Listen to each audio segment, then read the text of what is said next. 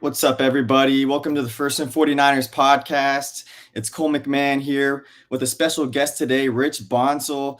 And we've got some not great news coming out today about Brock Purdy. We knew he had the toe injury and the shoulder injury, and it's looking like a toe turf kind of injury, they said. He could be out 2 to 5 weeks. Mac Jones is going to be the starter this Sunday. And then some news that just came out yesterday or 2 days ago, Eddie Pinheiro replacing Jake Moody. All that and more this episode coming at you right now.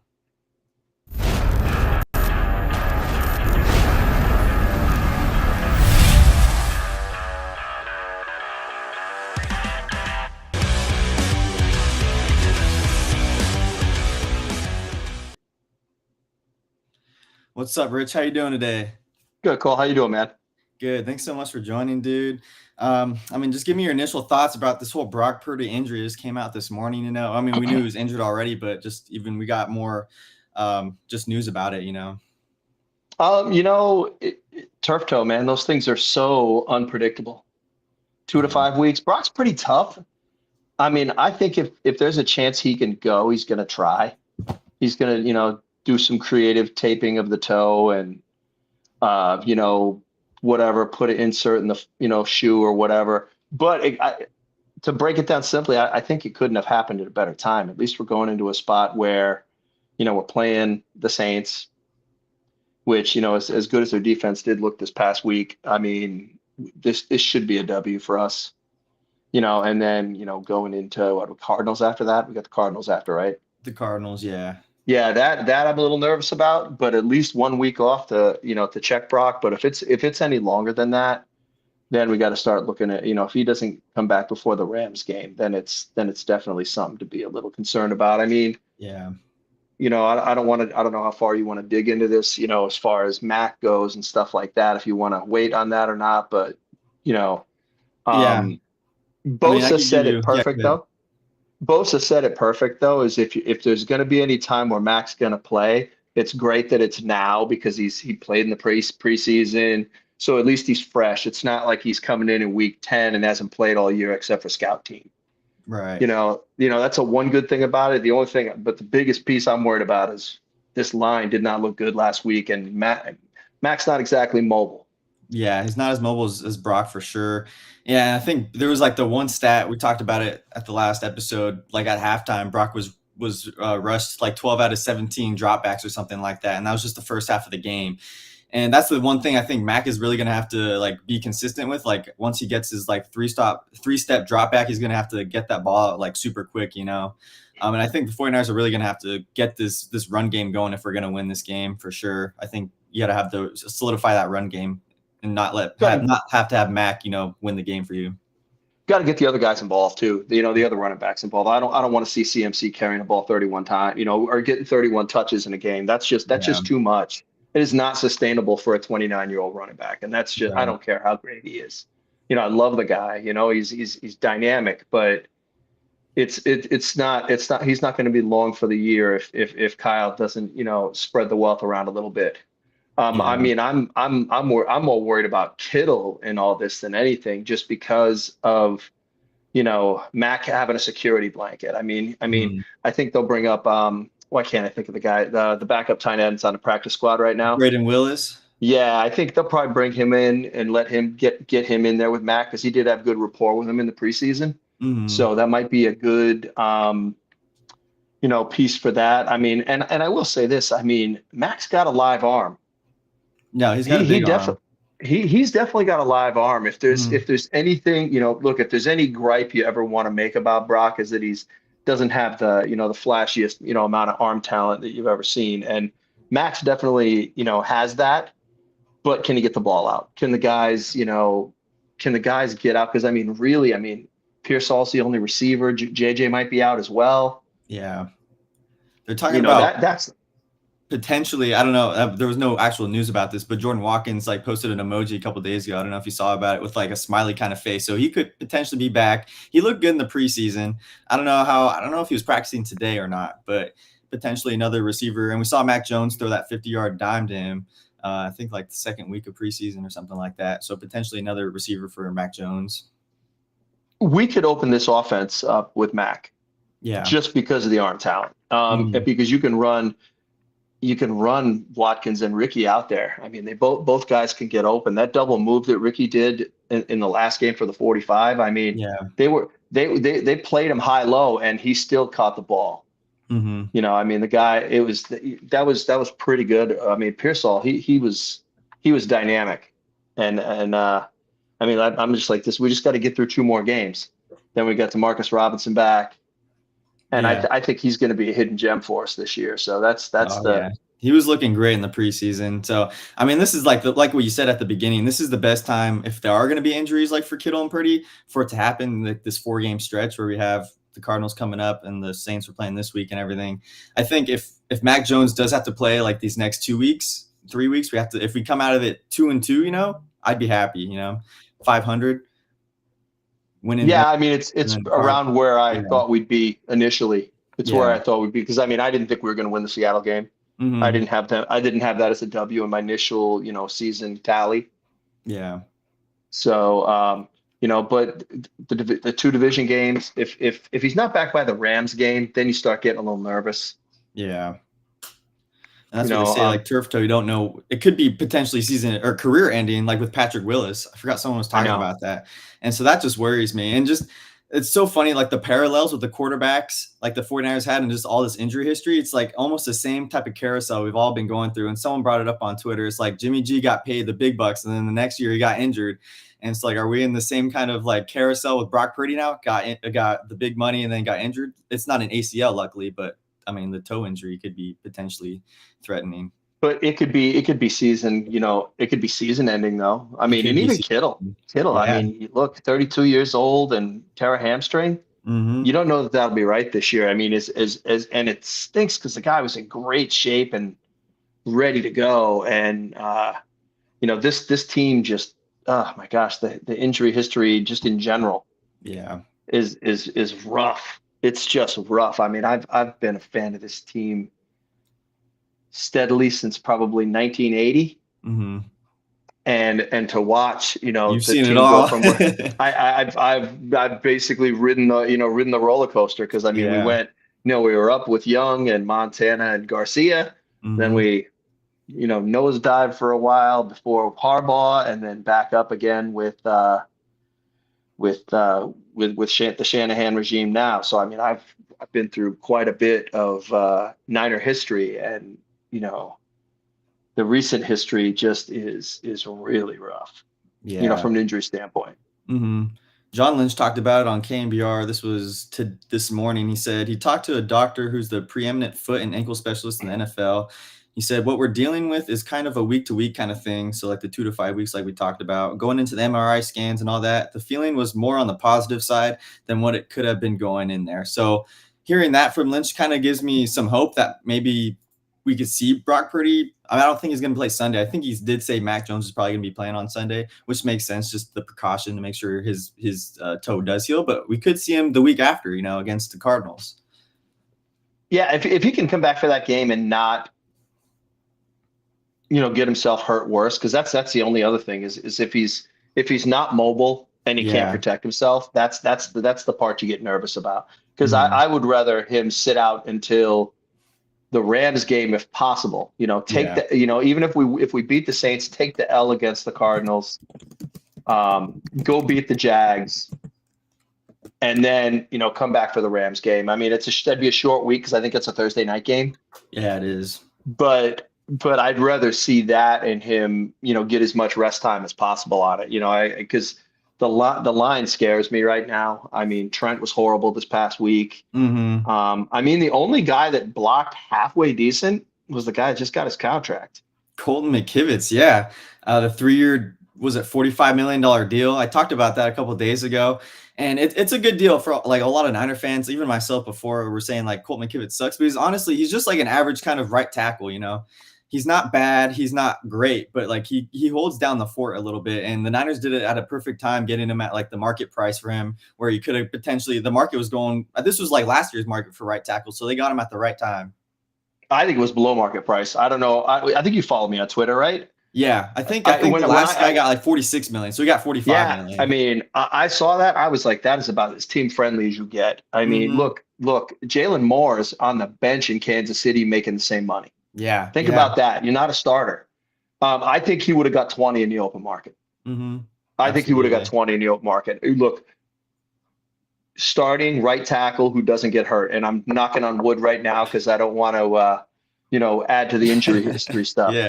But look, he's been solid. He's solid, not great. And guess what? A lot of NFL teams, you need those guys. As many name players as this team has on it, you need some guys. And McKivitz is just a solid guy. Good player, not great, but he's holding down the fort. And I think he played best in the game. He was probably the best out there. Yeah, I mean, even Purdy, like he's still dealing with, I think, that knee injury, so that didn't really help him out there. But I was watching Krug and Dr. Raj talking about like the Niners getting Colt McKivitz paid, and they're like, this is perfect timing. Where if it was to go in the offseason, now you have to probably look for 2 tackles because they're saying this is probably Trent Williams' last season, and I kind of agree with it because he didn't look great. I mean, it is week 1 and everything. He probably will come back later in like next week and everything and get a little better and everything. But he's old, man. He's 38 years old, and we don't know how well he's going to continue to play at this point in his career. And already kind of like dealing with the knee thing I saw in the last game. This is Trent's preseason. Yeah, I mean that's what you really got to think about it is that look, he didn't play. He didn't play at all preseason. Yeah, he practiced though, which is rare for him. I mean, last year he just came into camp, and showed up right before the season started when he was trying to, get his money. Yeah. He's, Connor Colby came in, played well. Barch has already got a knee and an elbow, so Colby's probably going to be playing left guard soon. Yeah. So we'll see. We'll see how that goes. Let him play the rest of the season. I think you just got to let the rookies play at this point. Yeah, I mean, when it comes to Connor Colby. Yeah, and it stinks because I mean, Brendel got blown up in the game. He got blown up. I mean, it wasn't until I was watching the games. I listened to the game on the radio. I didn't watch it. Yeah. So then afterwards, I was pulling up the. We just lost Rich. Hey, sorry about that. Oh, you're good. Someone was trying to call me. Can you hear me okay? Yeah. You're back now. Cole, can you hear me okay? Yeah, I got you. Can you hear me? You're back now. Hello? We can hear you. You're good. Oh, no. All right, we lost Rich. He'll be back in a second.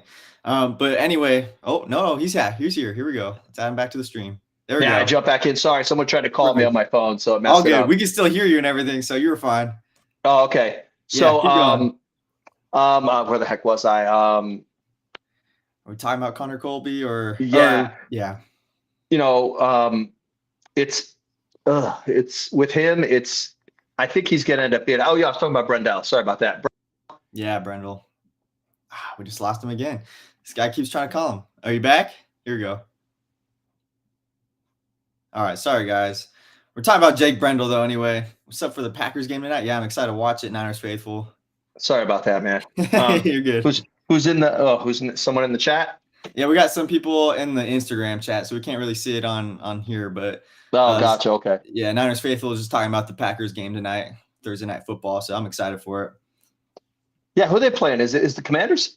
It's the Commanders, yeah. I got Bill Krosky-Merritt. I got Bill Krosky-Merritt. I know I can't either, but they're the Washington I think it's the right media team. thing to say. So I like the Washington football team better than the Commanders. Yeah, I would have gone for like the Red Tails or something cool, but something. Commander's not it.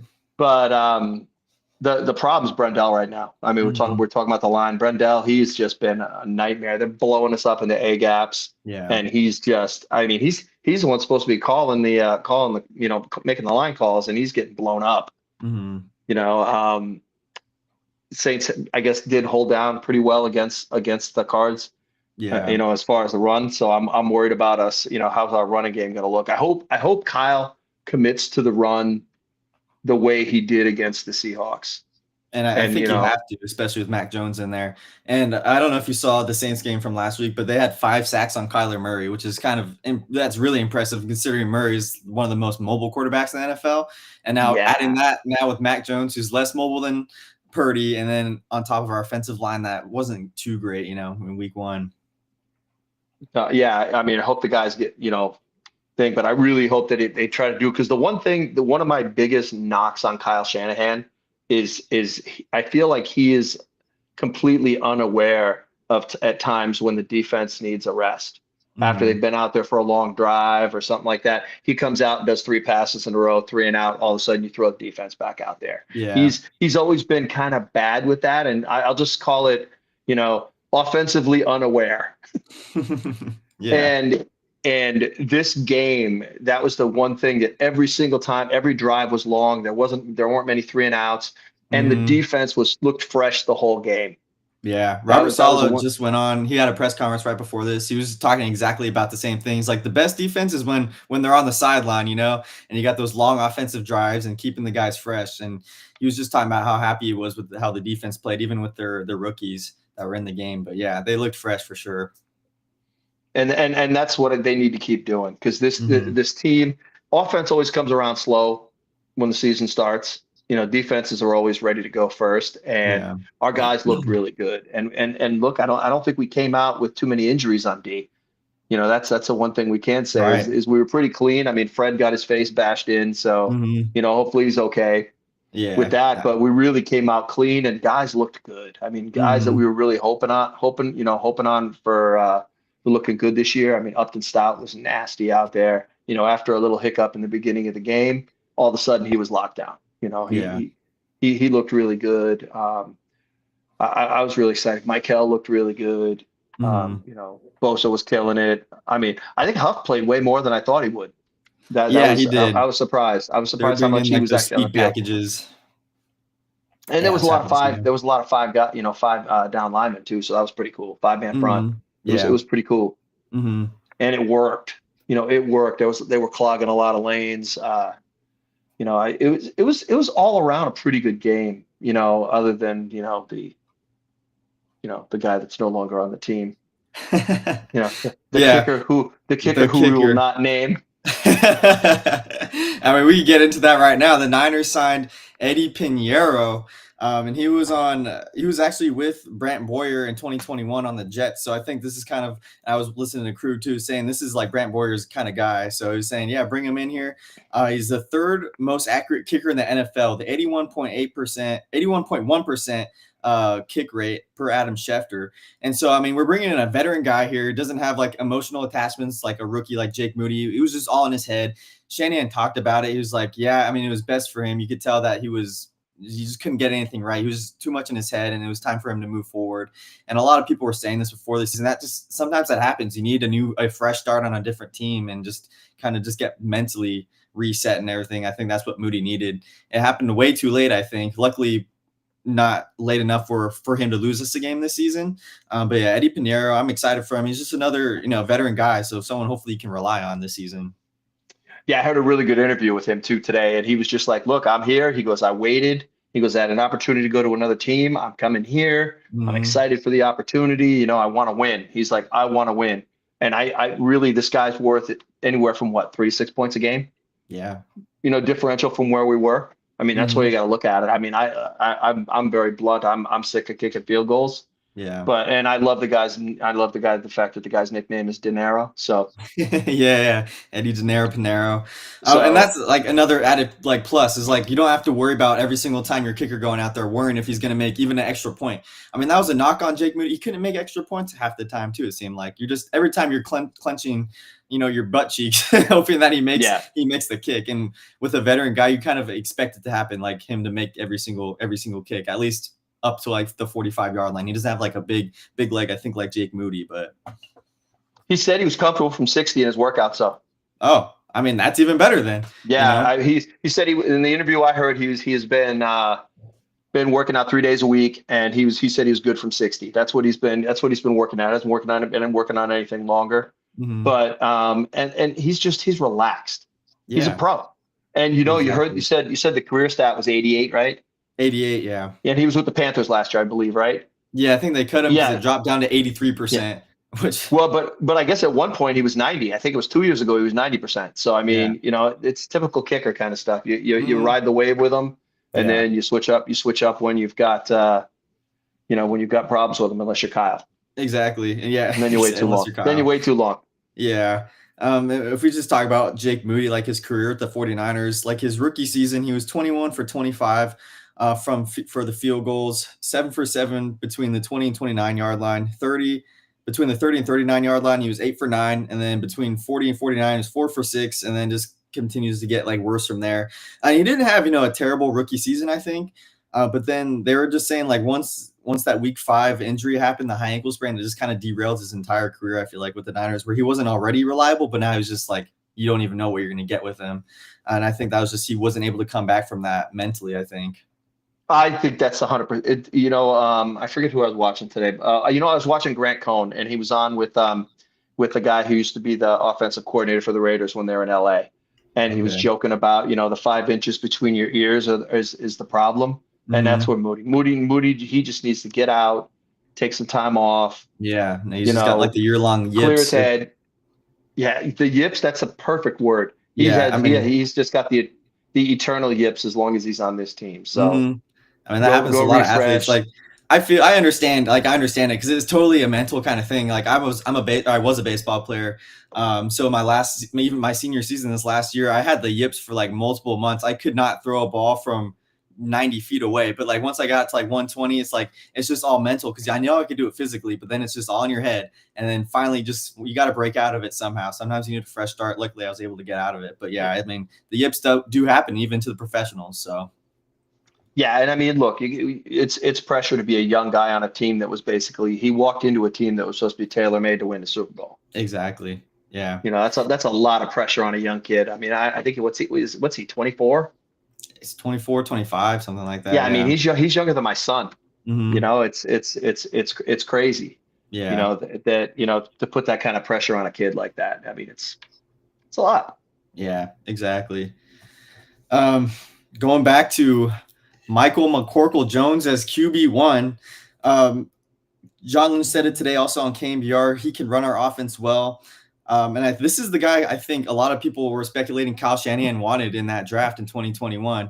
Instead, we traded up for Trey Lance. But that's just another funny thing. It's just total full circle for the 49ers. Now we have Mac Jones, and now he's starting for the 49ers. So let's see what Shanahan can do with it, with potentially what would have been his guy maybe. Yeah, I think he reminds Kyle of Matt Ryan. Mm, Similar skill set, not super mobile, yeah. decent live arm. I really think that because he's kind of got that Schaub, Matt Schaub kind of, piece about him. He's tall. He's got a Yeah. decent arm. He's not super mobile. He can run Kyle's offense if Kyle can keep him clean. He's got Mm-hmm. a good enough arm to make all the throws too. I mean, because Kyle, the expectation of the throws are in Kyle's offense is pretty. I wouldn't say wide range, but you need to have a pretty decent arm to make the stuff happen, especially with over the middle stuff, because you got to get the Yeah. ball in there before the guys crash down. Mm-hmm. And No. especially the high when the defenses run a high low on them, and you got to drop it. You got to drop it in the Right over middle the there. linebacker. Yeah, you got to have some. I hope that he doesn't try to jimmy a bunch of stuff. So Mm-hmm. Yeah, at least you can hope. I was talking about that back when it was like going on. Like he's basically Jimmy G 2.0, just like maybe a little bit like more mobile than him. But at the time, it's like we Post didn't need ACL, post post ACL ACL. Jimmy, Yeah, post yeah, ACL Jimmy, because Jimmy he was mobile until he blew the ACL, and then the that's last true. the last 2 seasons. I mean, until CMC got there, Mm-hmm. Jimmy was constantly throwing off his back foot. All the balls were sailing on him. Nothing was dropping in. It was Yeah, kind of rough. Then CMC yeah. showed up. I'll say this right now, and I've joked about it a lot. If if Jimmy wouldn't have hurt his foot, and the Niners went to the Super Bowl that year We were with winning it. Jimmy as the quarterback, no, maybe, but I think Jimmy would be the starting quarterback right now, and Brock would still be the backup. No, probably. You're probably right. Seriously, if you dig a little deep on that stuff, I if mean, Jimmy you'd didn't have hurt that to. foot. if you look at that, like he took you to another Super Bowl after he was the backup, they're about to move on from him. That's like, I just wish the storylines would have like added up for the 49ers, whether it was Jimmy taking him to the Super Bowl and winning, or like Brock Yep. Purdy, if he didn't tear his UCL, I think we would have won the Super Bowl that year. Cause who was in the Super Bowl? Was it the Chiefs that year again? Or was that 23? I think, we would have had that game. I think Jimmy was playing well. So good. Our team was so good that year. That was probably the best Jimmy Garoppolo too. I mean, obviously it helped. It helped. Christian makes everybody look better. I mean, he is the ultimate. I mean, I think I heard someone say this once. He's the ultimate deodorant because he just makes everything smell good and look good. That's good. Yeah, and I mean, he's so talented, and like I said, it elevated everybody around him. Mm-hmm. Mac Jones, I mean, just going back to him one more time, this is the perfect scenario for the Niners, like adding this quarterback, like a second quarterback to your roster. Last year we had Josh Dobbs and Brandon Allen. We didn't have a good quarterback too, I feel like, a backup quarterback. And now you have a guy that he's capable, 10th overall pick in 21, played multiple seasons, played decently. He took the Patriots to the playoffs that one year. What was he, a Pro Bowler in 21, I think? He was a Pro Bowl. I think he was a Pro Bowler in 21. And then I just think he's just put in some bad situations. He was with the Jags as a backup, but this is his prime spot to become like Sam Darnold and play good these next couple games and potentially get paid after these 2 years are up, I think, on his contract, as his QB1 again. No, there's definitely a chance for that. Look, think about it last year with the two guys we had. There was no when Brock went out, you were like, there's no way we're winning these games. Yeah. At least now we feel like we've got a chance. And you've got a guy that, again, like you're saying, can definitely be a starter. Yeah. In the league. And I think what I like about it is the fact that we have him for 2 seasons. So if he's tradable. If he plays well in this little bit of stretch here, he's tradable, and I think we can get a decent pick out of it. Yeah, that's a good point too. Yeah, especially quarterbacks drop like flies sometimes. So in the middle of the season, you probably get something back from him, something good. Yeah, I mean, at this rate, would Miami give up something for him? And I think Mike McDaniel just gets fired before then. I think Tua probably stays the rest of the season. Mike McDaniel might get fired, but yeah, Mike will be holding a clipboard for Kyle pretty soon. I can see that happening. It's 49ers versus Saints week.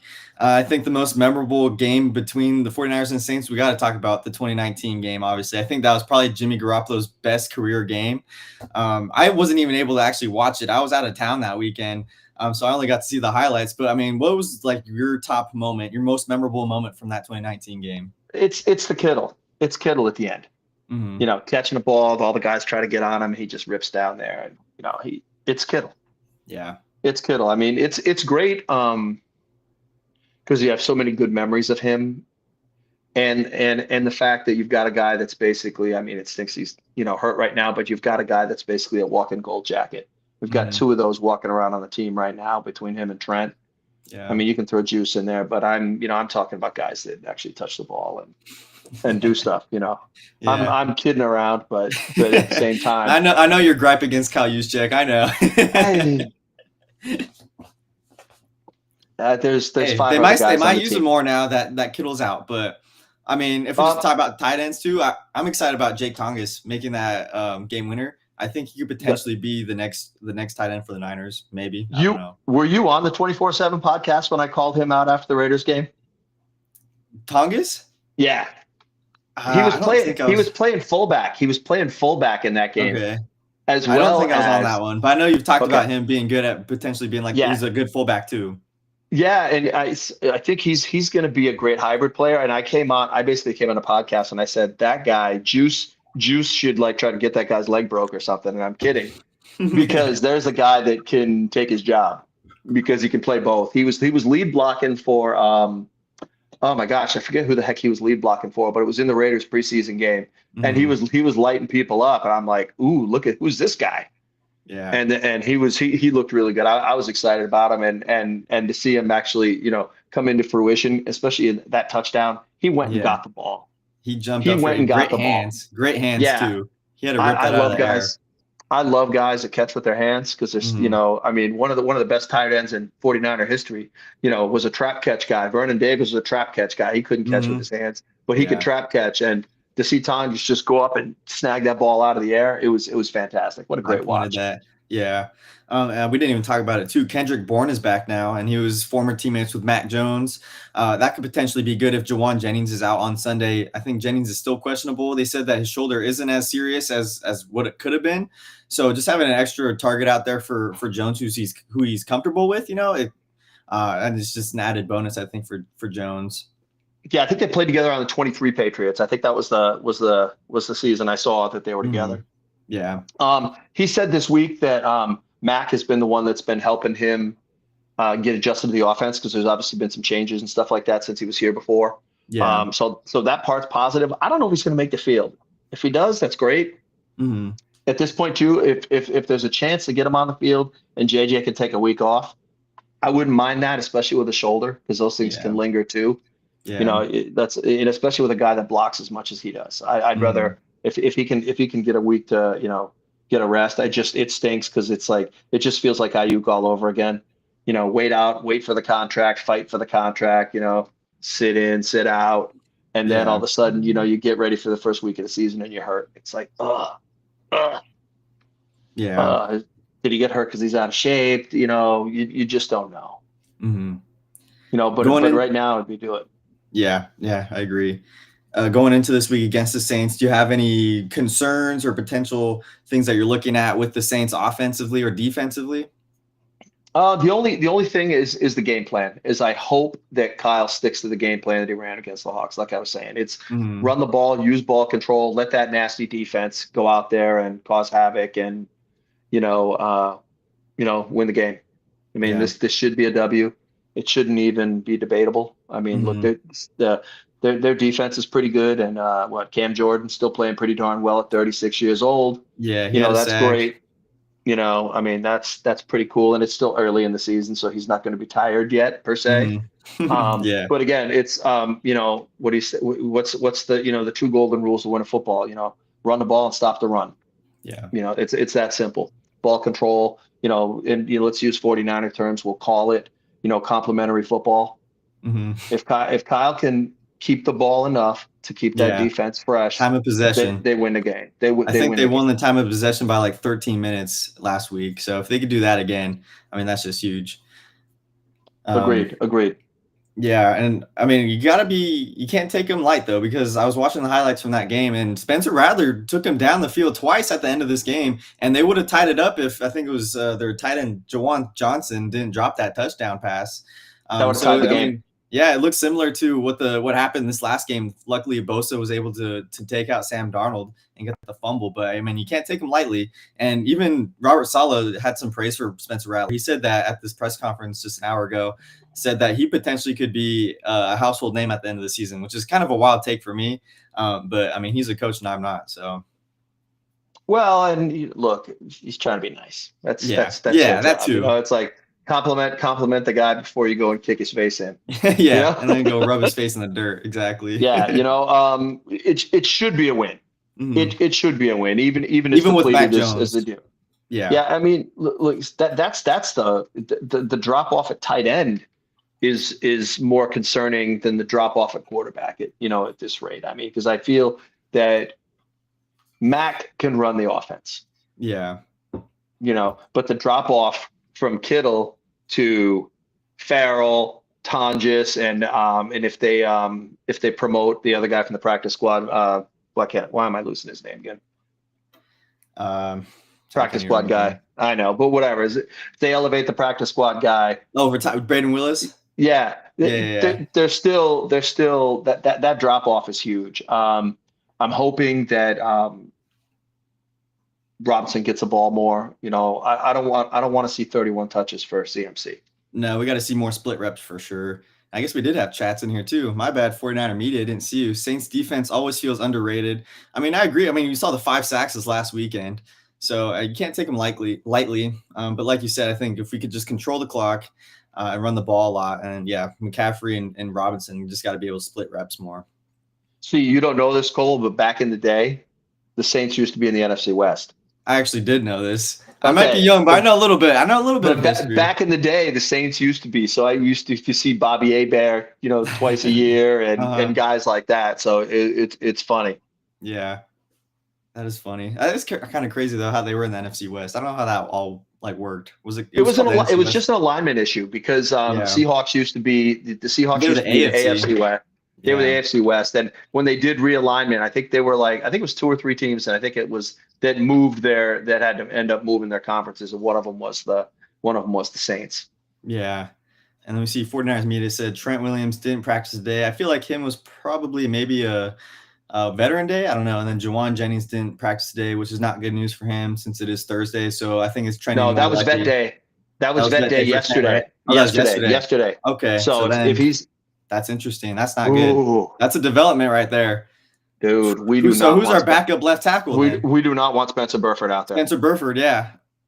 Okay, if that's the case, thank you 49er Media for bringing that up. If that's the case, and that just shifts the whole thing. Look, if Spencer Burford out there, We're losing. It's basically Mac basically needs to take 3 steps. To the His right. 3-step drop needs to go to the right, It needs a banana out a little and bit. then chuck the ball, and basically just run CMC on a Texas route, and Yeah. basically run the other guys down the field quick. And it's got to be 1, 2, 3 balls got to come out because Yeah. Burford, oh man, Yeah, that's not good. he's brutal. Spencer Yeah. Burford is brutal. Yeah, I'm not a fan of him. I mean, especially left tackle. That's another thing. If Trent Williams is injured for multiple like weeks in this season, hopefully he does play or whatever. But I mean, your season's over because the stats when Trent Williams is out, it's like every single game he's out, the Niners lose. Happened. It was like 2 years ago. We're playing I think it was the Bengals stretch and like the Browns games. We've lost both of those games. I think he wasn't playing or he like got injured in one of those. So, and he's the most valuable player on this team besides Brock Purdy. So. Pretty much, and it stinks because Offensively. Jalen Moore played so well at left tackle last year. I mean, that's how he got paid. That's how he got paid. I mean, Yeah. he played so well. He and Barch played so well on that left side. And I think it was the one game they both got hurt in the same game. Yeah, it was there's weird injuries last year, everywhere.